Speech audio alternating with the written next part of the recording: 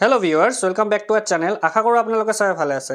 So আজি আমি আপোনালোকক এটা ভিডিও দেখাবলৈ বিচাৰো ভিডিওটো স্টার্ট কৰাৰ আগতে। সো আপোনালোকে ভিডিওটো অলপ চাওক। Petition. Why do you want to be bleeded as a respondent? So let it be pending. Will not issue anything.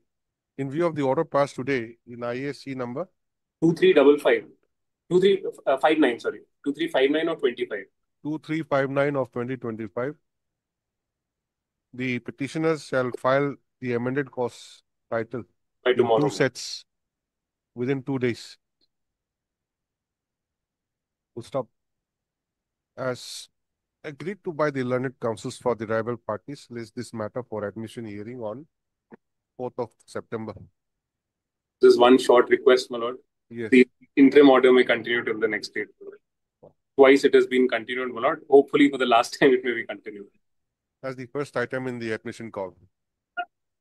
Interim order passed shall continue till the next date of listing. I'm so deeply grateful, my lords. Deeply grateful.